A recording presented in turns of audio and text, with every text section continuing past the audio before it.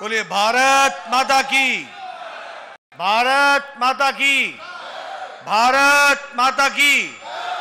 जय जगन्नाथ, जय जगन्नाथ, जय जगन्नाथ। आज के इस विशाल सभा में मंच पर उपस्थित भारत सरकार में मंत्री और मेरे साथी श्री धर्मेंद्र प्रधान जी, हमारे बहुत ही जुझारू और कर्मशील अध्यक्ष श्रीमान समीर मोहंती जी, हमारे पूर्व सांसद खरावेल स्वयं जी, श्री रवि नारायण नायक जी, हमारे प्रदेश के महामंत्री डॉक्टर लेखाश्री सामंत सिहार जी, प्रदेश की महामंत्री श्री बिरंची नारायण त्रिपाठी जी, हमारे निरंजन मिश्रा जी, जगन्नाथ साहू जी, श्री विप्रचरण मोहंती जी, श्री गोकुल नंदा मालिक जी, सम्मानित मंच और यहां इतनी बड़ी संख्या में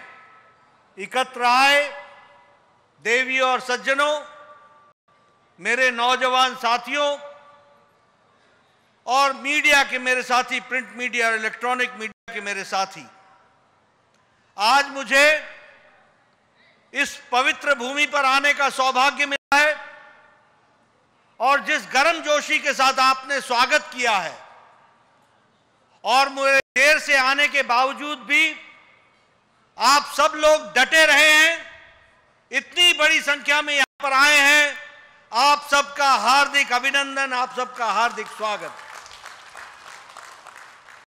आप बताइए, महानदी बेसिन में कमर्शियल ऑयल एंड गैस का प्रोडक्शन शुरू हो गया कि नहीं हो गया? उसी तरीके से आप बताइए कि 2 आयरन ओर, एक जिलिंग लंगलोट और दूसरा ग्वाली, उसका आयरन ओर आप निकालना शुरू हो गया कि नहीं हो गया? उसी तरीके से आप बताइए, यहां पर हमारे आदिवासी बच्चों के लिए, हमारे पिछड़े समाज में जो पिछड़ा इलाका रह गया है, उनके लिए आज 87 एकलव्य रेजिडेंशियल स्कूल चलाए जा रहे हैं। हमारे शिक्षा मंत्री यहीं से हैं। ये देश का सबसे बड़ा नंबर है, सबसे ज्यादा स्कूल उड़ीसा में खुले हैं, इसको भी आपको ध्यान में रखना चाहिए। 87 जो हमारे एकलव्य रेजिडेंशियल स्कूल हैं वो भी खुले हैं। भुवनेश्वर का रेलवे स्टेशन 300 करोड़ की लागत से बिल्कुल नया बन रहा है, चकाचक बनेगा और वह एक तरीके से दिखाएगा कि उड़ीसा में विकास किस तरीके से हो रहा है। उसी तरीके से जल जीवन मिशन में 3,323 करोड़ रुपए खर्च हो रहे हैं ताकि आपके हर घर नल पहुंच सके। ये उड़ीसा का विकास हो रहा है। उसी तरीके से संबलपुर में इंडियन इंस्टीट्यूट ऑफ मैनेजमेंट के लिए 200 एकड़ की भूमि पर 401 करोड़ रुपए खर्च करके उसकी भव्य बिल्डिंग बन रही है। अब इंडियन इंस्टीट्यूट ऑफ मैनेजमेंट के लिए आपको अहमदाबाद नहीं जाना पड़ेगा, आपको गुजरात नहीं जाना पड़ेगा, अब आप संबलपुर में हमारा बच्चा पढ़ करके तैयार होगा। यह भी हमको ध्यान में रखना चाहिए। उसी तरीके से हमारे Indian institute of science education, यह बरहमपुर में खुल रहा है और यह भी 1500 करोड़ रुपए की लागत से बन रहा है। मैं सारी बातें आपको उड़ीसा की बता रहा हूं। उसी तरीके से skill India international centre, skill development institute, यह भुवनेश्वर में खुल रहा है। हमारे भारत सरकार में मंत्री रहे हैं धर्मेंद्र जी स्किल एजुकेशन के, और वो यहां खुल रहा है।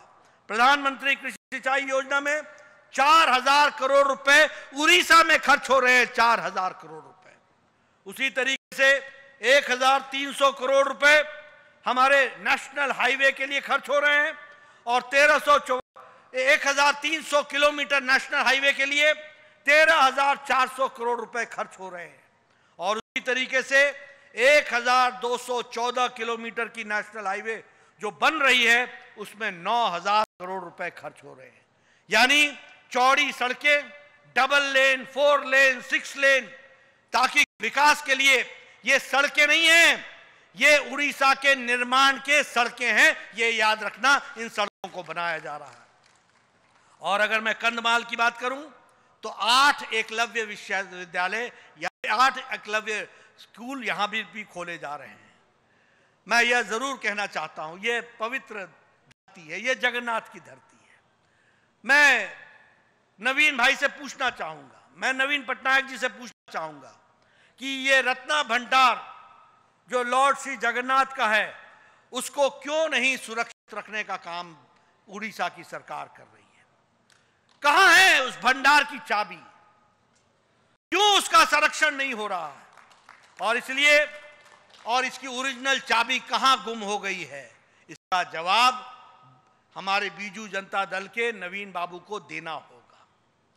उसी तरीके से मैं यह भी चाहूंगा कि उन्होंने कहा था कि मैं उड़िया यूनिवर्सिटी खोलूंगा 4 साल के अंदर। आज 5वां साल बीत रहा है, कहां है आपका वायदा? एक तरफ हम खोलते हैं, मोदी जी खोलते हैं Indian institute of management Sambalpur, एक तरफ हम खोलते हैं साइंस सेंटर, एक तरफ हम खोलते हैं स्किल डेवलपमेंट इंस्टीट्यूट। हम आपको केंद्र सरकार की तरफ से इंस्टीट्यूट देते हैं, एक नहीं अनेक देते हैं। आप बताइए, वाजपेयी जी ने all India institute of medical sciences आपको दिया कि नहीं दिया?